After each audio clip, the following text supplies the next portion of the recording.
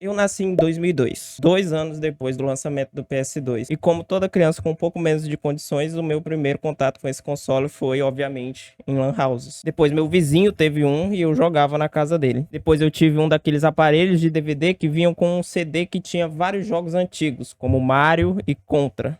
Jogos muito bons, por sinal. Foi muito divertido por um tempo, mas é claro que o pequeno Alex, depois de algum tempo, não queria jogar mais jogos pixelados e feios. Ele queria jogar jogos 3Ds maneiros. Muito tempo depois, enchendo o saco do meu pai para ele me dar um PS2, eu finalmente ganhei o meu querido console da PlayStation. Nessa época já tinha saído o PS4, por sinal. E na época o meu pai comprou o PS2 novinho e ele custou R$ 500, o que era uma porrada de dinheiro na época. E como qualquer criança que já tocou no PS2, eu conheci uma das maiores franquias da história dos videogames. Eu obviamente estou falando de God of War. Sim, God of War 1 tem 20 anos. Eu tô ficando velho. E da onde veio a ideia de fazer um vídeo sobre God of War depois de tanto tempo? Se você viu o último vídeo desse canal, tá sabendo que eu montei um PC que realmente presta há bem pouco tempo. E se você não viu o vídeo, vá ver ele agora. Tá aí, o link tá na descrição, vá ver a porra do vídeo. Depois de montar esse PC, resolvi voltar a jogar alguns clássicos. Foi assim que me veio à cabeça God of War 1. E como eu preciso fazer vídeo para esse canal agora, esse vídeo é uma análise da minha experiência jogando God of War. E porque mesmo depois de 20 anos eu ainda acho God of War 1 um jogaço da porra. Começamos com a clássica cutscene do Kratos se jogando do Monte Olimpo. E eu fico imaginando, cara, o que será que eu pensei quando eu vi essa cena pela primeira vez? Porque, obviamente, eu era uma criança. Olha, mamãe, tem um careca literalmente se desvivendo na minha televisão de tubo. Agora eu entendo, porque a classificação desse jogo é mais 17. Depois de vermos essa cutscene, somos jogados para 3 semanas atrás para a primeira batalha do jogo. E nela a gente usa as maravilhosas, as belíssimas, as tesudas lâminas do caos. Qualquer um que já jogou qualquer jogo da franquia sabe que os caras cozinharam pra caralho nessas lâminas. Não é à toa que elas viraram o símbolo da franquia e não sofreram quase nenhuma mudança nos seus ataques durante toda a série de jogos. Lâmina do Caos é fácil uma arma nota 10 nesse jogo. Depois de matar os primeiros inimigos buchas do jogo, nós entramos no navio e encontramos uma das cabeças da Hydra, que tem um design bem conservador, eu diria. Só adicionaram uns chifrinhos na cabeça. Descendo o cacete nela, nós temos o primeiro Quick Time Event para eliminarmos essa cabeça da Hydra. O que é curioso, porque eu acabei entrando em alguns posts do Reddit e acabei vendo que a maioria das pessoas não gosta de Quick Time Events, né? Mas eu adoro os Quick Time Events do God of War 1. E mais pra frente no vídeo eu vou te explicar porque eu até concordo com a opinião das pessoas de não gostar de Quick Time Events, só que essas mesmas opiniões não servem pra God of War 1. Mas daqui a pouco, tá? Eu juro que eu volto nesse ponto. Dando um pouco mais, nós enfrentamos a segunda cabeça da Hydra no game. E que eu levei um cacete. Porque essa filha da puta tem um ataque que te agarra e você tem que spamar a bolinha pra poder sair dele. Eu não sei se eu só tô enferrujado ou só sou incompetente mesmo, mas eu não consegui me livrar desse ataque usando meu polegar. Eu tive que usar o meu dedo indicador pra sair disso. Outra coisa, antes de pular no buraco que a Hydra deixa, certifique-se que você pegou os baús, porque depois que tu pular lá, o jogo vai dar um checkpoint e eu tive que reiniciar a porra do jogo, porque eu não peguei os baús, tá? Me deixa subir, jogo!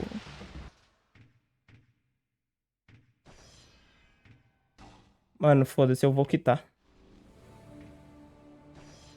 Não comete esse erro, não. Passando pelo puzzle de empurrar caixas, nós vamos para outro barco, onde encontramos o Lord Poseidon, que nos dá a primeira magia do jogo. O nome dela é Fúria de Poseidon e é uma das magias mais fortes do jogo. Porque ela joga os inimigos pra longe, dá dano, é rápida, te deixa invulnerável, é barata pra upar, é bonita, tem Wi-Fi, faz café, faz até companhia nas noites solitárias. Essa magia é com certeza nota 10. E chegando no primeiro boss desse jogo, a cabeça principal da Hydra, eu acho o design da Hydra principal muito legal. Eu gosto do fato de ter mais 2 cabeças da Hydra na arena. Usar o arpão pra poder prender as hidrinhas pequenas é muito legal. E os dentes tortos da Hydra principal são simplesmente ameaçadores. Mas tem um problema nessa luta de boss. Primeira coisa, é que o boss é gigante, né? No geral, o boss gigante já é limitado em ataques. Aí entra a segunda coisa, que é um boss gigante que não tem membros, o que limita muito mais os ataques dele. Ou seja, a luta é muito previsível, por isso ela se torna muito fácil. A nota desse boss é 7. Kratos derrota a Hydra, entra na garganta dela, pega a chave e deixa o capitão pra morrer. Esse é um jeito perfeito de mostrar o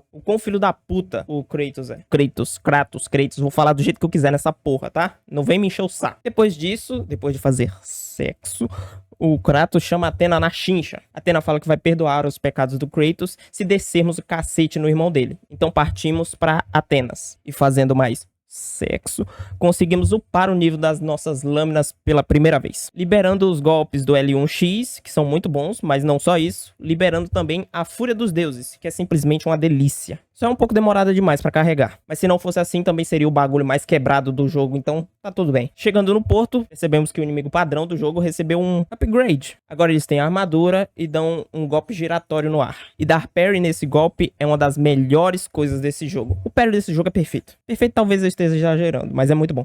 Seguindo em frente, nos deparamos com essa cutscene. Eu devia ter deixado esse coisa de vida pra enfrentar os Minotauros, viado.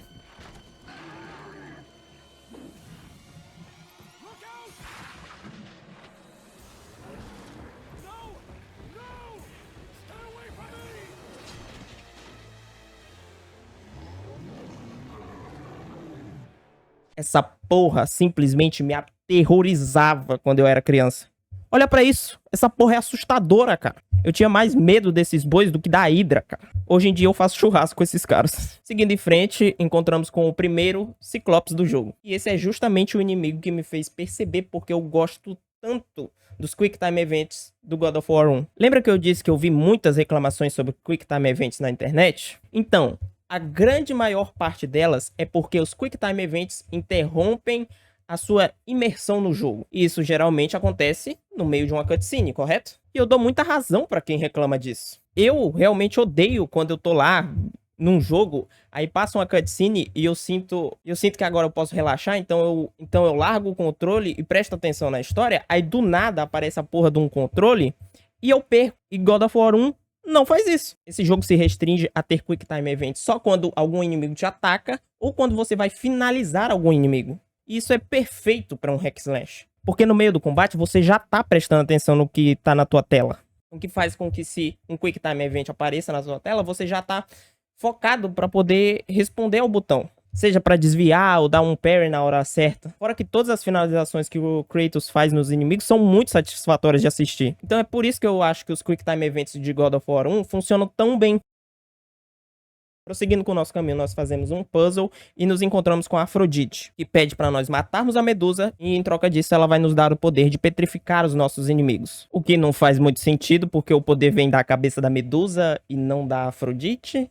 E a Medusa, assim como as Górgonas, são o primeiro inimigo a fazer parte de um grupo que eu gosto de chamar de inimigos escorregadios, que são inimigos que vão esquivar de 80% dos seus ataques. Então, se você não souber lidar com isso, você vai ser solado e humilhado por todas as górgonas do jogo. E ela também pode te petrificar, o que pode significar morte na certa se você não for rápido o suficiente. Arrancando a cabeça dela, nós conseguimos a magia de petrificar nossos inimigos. Mas eu sinceramente não gosto dessa magia. Eu sei que ela é muito forte, muitos fãs da franquia gostam da cabeça da Medusa, mas ela simplesmente não faz parte do meu tipo de gameplay. Então, nota 6 para essa magia. Ela é boa, mas eu particularmente não gosto. Seguindo nosso caminho, nós passamos por uma parte de escalada, o que sinceramente deve ser as partes mais chatas do jogo. Por isso vamos ignorá-las pelo resto do vídeo. Também destruímos patrimônio público, atravessamos uma corda e brincamos de tiro ao alvo com alguns minotauros. E com toda essa brincadeira, nós upamos a nossa lâmina do caos para o nível 3, que nos dá alguns dos golpes mais quebrados do jogo.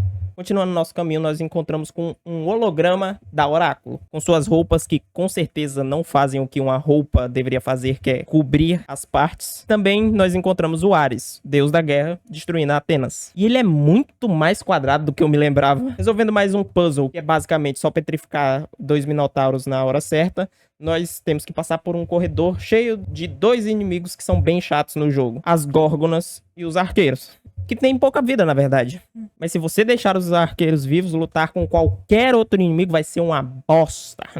Então mate eles primeiro. Passando por uma luta contra muitos ciclopes, encontramos a mulher que se desvive pra tentar fugir do Kratos. Que é uma cena bem ridícula, pra falar a verdade. Mas pegando a chave dela, seguimos o nosso caminho. Chegando nos telhados de Atenas, encontramos um dos inimigos mais chatos de toda a franquia.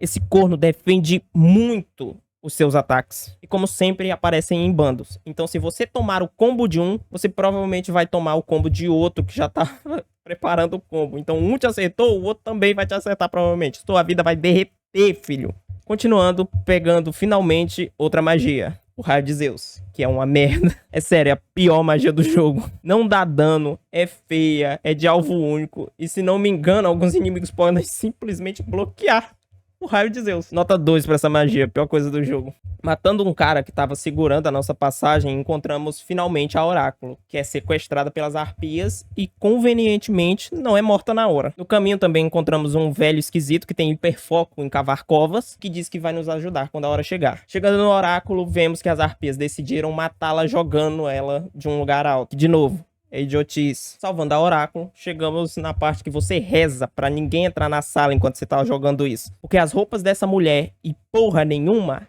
é a mesma merda. Por sinal, sou só eu que tenho a impressão que os desenvolvedores capricharam um pouquinho demais nos seios das personagens femininas desse jogo. A Oráculo lê os pensamentos do Kratos e vemos que ele não é nem de longe flor que se cheire. O Kratos fica puto, empurra a Oráculo e nós tomamos um jumpscare de bunda na tela. A Oráculo fala que se quisermos derrotar o Ares, precisamos da Caixa de Pandora e abre o nosso caminho até o Templo de Pandora. Pegamos também orbes o suficiente para upar nossas lâminas para o level 4 nessa área. Liberamos novos golpes mais uma vez. Depois de entrar no esgoto e passar muita raiva com os arqueiros e o quão ruim as hitboxes desse jogo conseguem ser, chegamos na entrada do deserto e a Atena nos fala que se quisermos chegar até o templo, vamos precisar matar 3 vagabundas no meio desse deserto. O que é uma merda, porque assim como as górgonas, as sereias, né, também são um daqueles inimigos que eu chamo de escorregadios. Elas desviam de muitos ataques também. E toda vez que ela desvia, ela vai jogar uma magiazinha em você que não dá muito dano, mas é chato pra caralho. E a partir da primeira sereia que você mata, o jogo começa a spawnar 2 minotauros pra proteger as próximas,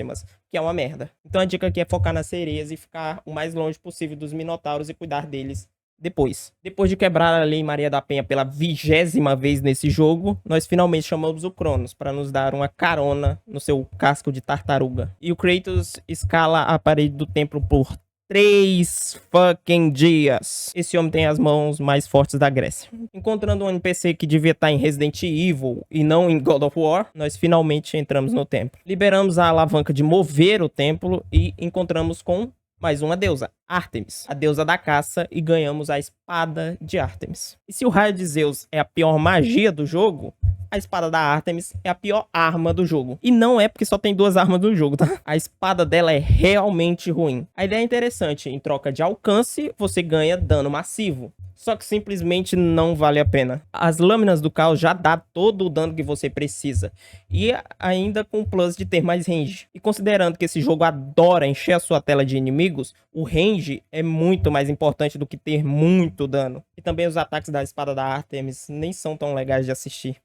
Essa espada só é muito ruim mesmo. Nota 3. Seguindo nosso caminho, fazemos um puzzle dos 2 escudos. Lutamos com um exército enquanto tentamos não ser esmagados. Lutamos com um outro exército enquanto tentamos não cair no buraco sem fim. Somos furados muitas vezes nessa sala maldita. Somos cortados muitas vezes nessa outra sala maldita. E é claro, profanamos um túmulo para poder seguir nosso caminho. Só coisa saudável, não é mesmo? Kratos vê corpos de soldados mutilados e pergunta o que foi que ele fez, nos dando um dos melhores memes de toda essa franquia. Oh, meu Deus. O que eu fiz?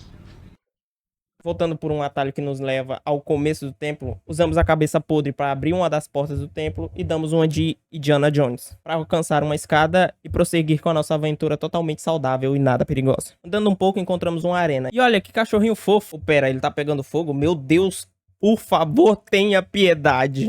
Esses cachorros são o diabo. Esses filhotinhos vão te sovar na porrada enquanto o grandalhão vai literalmente te fuzilar com fogo de Hades. E não demore muito pra matar os pequenininhos não, viu? Senão você vai ter uma surpresinha não muito agradável. E adivinha o que vem depois? Outro inimigo pra te jogar na parede e chamar de puta. Esse corno tem vida pra caralho. Uma das melhores defesas do jogo e um combo de 3 hits que vai fazer você querer jogar só Candy Crush pro resto da sua vida. É sério, experimente ser rodeado por esses putos pra você ver um negócio. Depois de passar por esses putos, nós somos recompensados com uma das vistas mais legais desse jogo. Vemos o Cronos lá embaixo carregando o templo de Pandora e isso é muito foda. E foi nessa hora que eu percebi que esse jogo tá cheio de uns ângulos de câmeras muito bonitos. O Ares atacando a cidade de Atenas, o Cronos carregando o templo e a vista do Monte Olimpo, tanto antes quanto depois da luta com o Ares. O que prova mais uma vez que um jogo não precisa ter o melhor hardware, o melhor gráfico para ter paisagens muito bonitas. Esse jogo é simplesmente lindo quando ele quer ser. Esse jogo simplesmente tem uns ângulos de câmera lindos. Depois vemos que o Kratos nem pensa 2 vezes antes de cometer um literal crime de guerra. Nesse meio tempo também upamos a lâmina para o nível máximo. E chegamos na sala que pegamos o tridente de Poseidon que nos permite respirar debaixo d'água. O que é bem estranho se você parar para pensar que o tridente é literalmente a arma mais forte de Poseidon e tá literalmente largado em um templo. E alguém pode simplesmente pegar. Com isso podemos fazer as partes aquáticas do jogo e que a única coisa realmente interessante dessas partes é essa sala dos espinhos, que realmente dá um frio na barriga. Depois de nadar por muito tempo, voltamos lá para aquela piscininha que tá lá no começo do templo. Pega o level design. É sério, o level design desse jogo é muito bom. É muito gostosinho tá lá na puta que pariu do jogo, pegar um corredor e de repente você tá no começo de novo. Mas agora com o item que você precisava para prosseguir. Continuando, encontramos uma arena que obviamente não tem um boss atrás dessa porta. Para destrancar essa porta, nós precisamos completar o desafio de Hades, que consiste em ser combado infinitamente por esses centauros, com o rosto do Baraka de Mortal Kombat, ficar muito puto com essa sala específica do labirinto, brincar de Indiana Jones mais uma vez, só que agora as pedras pegam fogo, e cair por milhares de metros para a morte certa. Tudo isso para enfrentarmos um boss que, na minha opinião, é bem meia boca. Pra não falar que eu odeio completamente esse boss, eu acho o design dele legal. E a morte dele é bem icônica. Mas a luta é chata. É um outro boss gigante que não tem tanta variedades assim de golpe. E a luta dele é maçante de tão demorada. E ela nem é demorada porque ele é difícil. É só porque ele tem muita vida. Qualquer boss que tenha muita vida precisa ter uma grande variedade de golpes. Porque senão, pra mim, a luta só fica chata. Boss nota 6, vai. Pegando mais uma chave de cabeça, Hades nos dá a magia do exército de Hades. E essa magia é simplesmente quebrada. Ela derrete qualquer coisa que esteja no caminho dela. Pena que custa um rim para poder usar ela. Mas ela é sem dúvidas uma das melhores magias do jogo, junto com o raio de Poseidon. Nota 10, obviamente. Voltamos para o início do templo e finalmente usamos a cabeça para levantar uma estátua e ir para a próxima área do jogo. E é claro, tomamos um cacete pro primeiro inimigo da área. Eu odeio esse bicho. E ele tá por todo lugar nessa parte do jogo. Esse bicho é de longe o inimigo que mais defende os seus ataques no jogo inteiro. E na minha opinião, é o inimigo com o parry mais difícil do primeiro jogo. Ah, você acertou o primeiro parry? Parabéns, agora defende todo o resto dos 20 ataques consecutivos que essa porra dá. Depois de ver que o Kratos matou a sua família e morrer mais vezes do que o necessário nessa sala de serras, pegamos a caixa de Pandora e somos mortos pelo Ares, que tá 100% maquinado. Olha a distância que esse filho da puta acertou essa pilastra. Deus da guerra, o meu ovo. O Ares tá mais pro deus dos hacks. Depois disso, precisamos sair do inferno. O que não seria tão difícil se não fosse a minha extrema falta de habilidade nessa parte. E o quão arrombada é essa outra parte. Depois de voltar à vida com a ajuda do velho que cava buracos, encontramos o Ares. E ele deixa o Kratos pegar a caixa de Pandora de um jeito muito ridículo. E finalmente temos a última e melhor boss fight do jogo. O Ares é uma boss fight de 3 fases. Na primeira você tem acesso a todas as armas e magias que você acumulou durante a sua jornada. E é melhor você usar, viu? Porque esse bicho tem dano virado na desgraça. E é muito rápido, com direito a combos que te dão hit kill na dificuldade hard, que foi a dificuldade que eu joguei. Ele tem um machado, um martelo, patas de aranha que são na verdade lâminas e tem um ataque que taca meteoro. Porra! Só vai na minha e spama tudo que você tiver nessa primeira fase. Vendo que vai perder pra gente, o Ares nos manda pra uma ilusão, onde precisamos proteger a nossa família de nossos clones malvados. Não que o Kratos não seja malvado. E essa é fácil, a parte mais difícil do primeiro jogo. É muito clone. Se você levar um hit, você vai ser combado. Eles vão te agarrar no meio do seu combo. E se você não prestar atenção, eles vão matar a esposa. Isso piora conforme você avança nessa parte. Porque vai chegar uma hora que eles vão estar usando a espada de Artemis. E essa porra dessa espada dá muito dano na esposa. Se você deixar ela levar 3 tapas dessa espada, já era. Sem contar que essa parte é muito demorada. É 5 minutos só matando clone, mano. Uma dica que eu te dou é: usa o Rage e spama magia. Porque, pra quem não sabe, o Rage te dá magia infinita. Mas, finalmente passando da porra dessa parte, nós podemos ir pra fase 3 do boss, a parte final dele. Nessa parte, Ares tirou todas as nossas armas e nossas magias. E temos que lutar contra ele com a espada que tinha ali do lado, né? Na estátua de Atenas, e o Kratos pegou. Nessa parte, uma coisa interessante é que a gente tem a nossa barra de vida meio que compartilhada com o boss. E pra vencer, precisamos zerar a vida dele, enquanto a gente meio que cura a nossa. Nessa parte, o Ares ganha ataques novos, incluindo um ataque em área que, na verdade, é uma bosta, porque deixa ele muito tempo parado e você pode só cacetar ele. Apesar dessa boss fight ser demorada e difícil, o que faz ela ser muito melhor do que a Hydra ou o Minotauro é a variedade que ela tem. O Ares tem muitos golpes e a luta em si muda 3 vezes, o que não deixa a boss fight ficar chata. Essa boss fight é fácil, a melhor do jogo, e é uma boa nota 9. No final, a Athena fala que não vai livrar o Kratos de seus pesadelos. Kratos tenta se desviver e os deuses não deixam. E a Atenas, que já não fez merda o suficiente, dá uma espada igualzinha a que ele matou a família dele. Com uma amiga dessa, quem precisa de inimigo, né, velho? Conclusão final. God of War 1, mesmo depois de 20 anos, é um puta de um jogaço. E é muito digno de ter tido todo o sucesso que ele teve. E eu recomendo, se você jogar esse jogo de novo algum dia, dá uma olhada nos extras do game. Tem muita coisa legal lá. Como a ideia do game surgiu, designs cancelados, e até ideias que os desenvolvedores não usaram no primeiro jogo, eles guardaram e acabou indo pro God of War 2. Então é isso, gente. Muito obrigado por assistir esse vídeo. Deixa o seu like aí se você gostou. As gameplays completas de God of War 1 vão estar no canal secundário. E essa é meio que a minha primeira vez escrevendo um roteiro para um vídeo. Então, se você tem alguma dica para me dar, sinta-se livre para comentar aí embaixo. E mais uma vez, muito obrigado. Tchau.